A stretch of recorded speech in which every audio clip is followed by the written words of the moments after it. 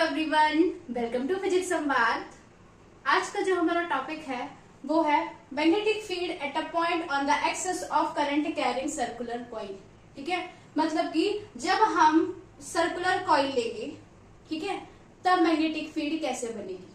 ठीक है, हमने क्या किया हुआ है, हमने एक कार्डबोर्ड लिया हुआ है। कार्डबोर्ड में हमने क्या किए हुए हैं, टू होल किए हुए हैं और उससे एक कंडक्टिंग वायर को क्या किया हुआ है, पास कराया हुआ है। ठीक, जैसे ही हम करंट कैरिंग कंडक्टर को क्या कराएंगे, पास कराएंगे और यहाँ से हम क्या करेंगे, यहाँ पे हमने इसको बैटरी से अटैच किया हुआ है। ठीक है, जैसे ही हमने बैटरी को अटैच किया तो जो पी और क्यू होल्स हैं आपके, वहां पे क्या बनेगी, मैग्नेटिक फील्ड बनेगी। किसकी वजह से बनेगी, करंट कैरिंग कंडक्टर की वजह से बनेगी। ठीक है, तो जब आप इन करंट कैरिंग कंडक्टर के पास या फिर होल्स के पास क्या लाएंगे, एक कैंपस नीडल को लाएंगे, तो जो कैंपस नीडल है वो क्या बनाएगी, सर्कुलर फॉर्म में क्या बनाएगी, सर्कुलर फॉर्म में कॉन्सेंट्रिक। यदि आप होल्स के पास देखेंगे तो जो मैग्नेटिक फील्ड होगी वो कॉन्सेंट्रिक फॉर्म में होगी, दोनों होल्स के पास में। और यदि आप बीच में देखेंगे तो जो मैग्नेटिक फील्ड होगी वो कैसी होगी, एक दूसरे के पैरेलल होगी। ठीक है, एक बार मैं फिर से एक्सप्लेन कर देती हूँ कि हमने क्या लिया हुआ है। एक कार्डबोर्ड लिया हुआ है, कार्डबोर्ड में हमने क्या किए हुए हैं, 2 होल्स किए हुए हैं और एक करंट कंडक्टिंग वायर को हमने क्या किया, बेंड किया और इस होल से क्या कराया, पास कराया। पास कराने के बाद हमने इसे किससे किया, बैटरी से या फिर सेल से अटैच किया, जिससे कि हम करंट पास कर सके। ठीक है, फिर हम क्या करेंगे, यदि जैसे ही हमने की को ऑन किया, करंट पास हुआ कंडक्टिंग वायर में, तो इन होल्स के बीच में क्या बनेगी, मैग्नेटिक फील्ड बनेगी।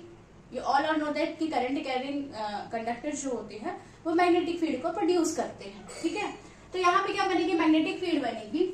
यहाँ पे देखिए कि यहाँ पे जो P पॉइंट है और जो Q पॉइंट है, तो इसके पास में जो इसके नियर बाई जो मैग्नेटिक फील्ड बनेगी वो कॉन्सेंट्रिक फॉर्म में होगी। ठीक है, दोनों होल्स के बीच में। और जो बीच में जो आपकी मैग्नेटिक फील्ड होगी वो क्या होगी, एक दूसरे के पैरेलल होगी। और ये जो मैग्नेटिक फील्ड है आप कैंपस नीडल से बना सकते हैं। लास्ट टॉपिक नहीं बोल सकते, ये उसी से रिलेटेड पूरा टॉपिक है। तो जो अभी तक आपने कुछ थ्योरी पढ़ी हुई थी, जो कि पढ़ी थी किसके लिए, मैग्नेटिक सर्कुलर कॉइल के लिए मैग्नेटिक फील्ड कैसे बनेगी, अभी तक आपने समझा। ठीक है, उसके आगे का जो डेरिवेशन है वो है intensity of magnetic field at the centre of the coil. मतलब कि किसी भी कॉइल के सेंटर में इंटेंसिटी ऑफ मैग्नेटिक फील्ड क्या होगी। आइए उसे हम डिराइव करते हैं। डिराइव करने के लिए हमने एक सर्कुलर कॉइल ली हुई है। ठीक है, इसका जो स्मॉल एलिमेंट है वो AB है, जिसकी जो लेंथ है वो कितनी है, DL है। ठीक है, यहां से लेके यहां तक की जो डिस्टेंस है वो R है। इसका जो मिड पॉइंट है, मतलब जो सेंटर है वो O है। O से X डिस्टेंस पर एक पॉइंट P है और P पर हमें इंटेंसिटी ऑफ मैग्नेटिक फील्ड को फाइंड करना है। ठीक है, तो यदि जब स्टार्टिंग में हमने एक सर्कुलर कॉइल ली हुई है और इस पर I करंट फ्लो कर रहा है, जो कि जिसकी जो डिस्टेंस है, सर्कमफ्रेंस जो वो R है, तो हम क्या लेंगे, magnetic field B is equal to mu not upon 4 pi 2 pi NI क्यों लिया हमने, क्योंकि नंबर ऑफ कॉइल्स है। ठीक है, 2 पाई NI अपॉन R। ठीक है, फिर हम क्या करेंगे, हमने एक X डिस्टेंस पर P पॉइंट लिया हुआ है। ठीक है, P पॉइंट के लिए हम मैग्नेटिक फील्ड को फाइंड करेंगे, तो कितना हो जाएगा, dB is equal to Biot Savart's law लगेगा। बायो-सेवर्ट्स लॉ क्या होता है, dB is equal to mu not upon 4 pi ideal sine theta upon R square. यही हमने लिया हुआ है, dB is equal to mu not upon 4 pi ideal sine theta divided by y square. ठीक है, क्योंकि बायो-सेवर्ट्स लॉ हम small element के लिए लेते हैं। ठीक है, तो ideal sine theta divided by y square क्या है, स्मॉल एलिमेंट से लेके P पॉइंट तक की जो है वो डिस्टेंस है। ठीक है, और O से लेके P तक की जो डिस्टेंस है वो R है। O से लेके A तक की जो डिस्टेंस है वो क्या है, सॉरी X है, और इसकी जो डिस्टेंस है वो क्या है, R है। इसमें क्या कर रहा है, I करंट फ्लो कर रहा है, तो यहाँ पे क्या हो जाएगा, dB इज इक्वल टू हो जाएगा आपका mu naught upon 4 pi ideal sine theta divided by y square. अब यहाँ पे जो एंगल बनेगा वो साइन 90 बनेगा। ठीक है, क्या बनेगा, एंगल साइन 90 बनेगा। तो थीटा इज इक्वल टू 90, तो dB is equal to mu not upon 4 pi ideal sine 90 की वैल्यू कितनी होती है, 1 होती है। यहाँ पे मैं लिख भी देती हूँ, साइन 90 इज इक्वल टू 1। ठीक है, तो ideal divided by y square, newton, ampere inverse, metre inverse. आगे का जो डेरिवेशन है हम नेक्स्ट टर्म में देखेंगे। ओके, लास्ट टॉपिक में आपने पढ़ा था कि हम मैग्नेटिक फील्ड कैसे निकालेंगे, बायो-सेवर्ट्स लॉ से। ठीक है, अब हम देखेंगे, हमने एक OP क्या लिया हुआ है, एक P पॉइंट पर हमें क्या निकालनी है, इंटेंसिटी ऑफ मैग्नेटिक फील्ड निकालनी है।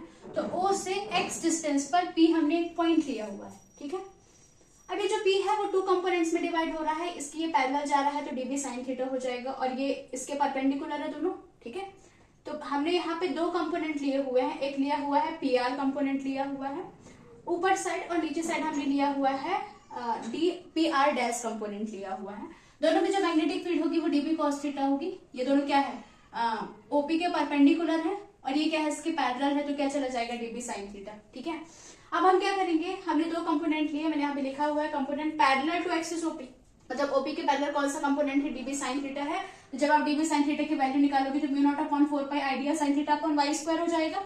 ठीक है, फिर जब आप component perpendicular to the axis, तो ओपी के परपेंडिकुलर कौन कौन से कंपोनेंट है, पी आर है और पी आर डैश है। ठीक है, तो सबसे पहले आप डीबी कॉस थीटा के लिए निकालोगे, तो डीबी कॉस थीटा क्या हो जाएगा, mu not upon 4 pi ideal y square cos theta.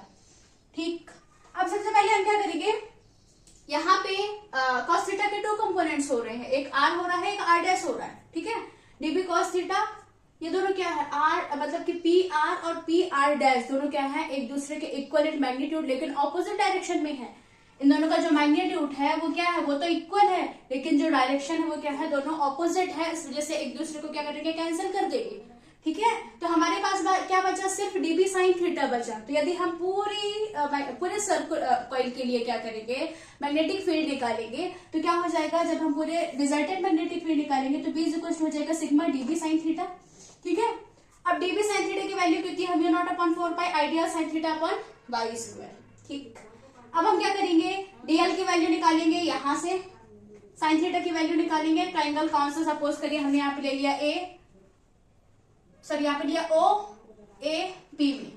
यदि हम ट्राइंगल ओ ए पी में देखेंगे तो ट्राइंगल ओ ए पी में sine theta is equal to R upon Y हो जाएगा, परपेंडिकुलर एंड हाइपोटेनियस। क्या हो जाएगा, perpendicular upon hypotenuse sine theta is equal to होता है।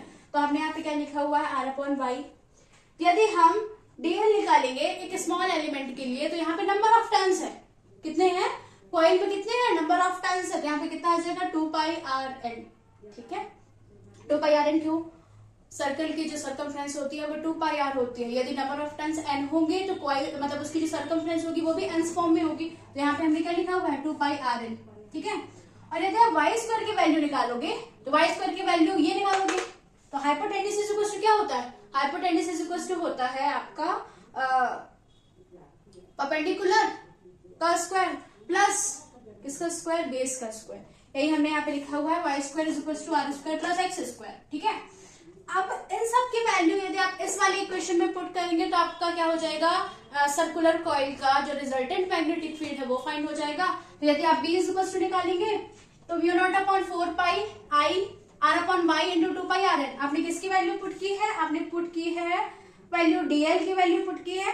ठीक है, डीएल की वैल्यू पुट की है एज वेल एज आपने साइन थीटा की वैल्यू पुट की हुई है, डिवाइडेड बाय वाई स्क्वायर। अगर अपन ने वाई स्क्वायर की वैल्यू पुट नहीं की है तो कितना जाएगा, 2 pi N I R square divided by y cube. अब यदि आप वाई क्यूब की वैल्यू पुट करेंगे, वाई क्यूब कहां से गया, ये वाला वाई और ये वाई स्क्वायर मल्टीप्लाई हो गया, जैसे वाई क्यूब आ गया। ठीक है, बी की वैल्यू कितनी आ जाएगी, mu not upon 4 pi 2 pi N I R square divided by R square plus X square की whole power 3/2 newton ampere inverse metre inverse.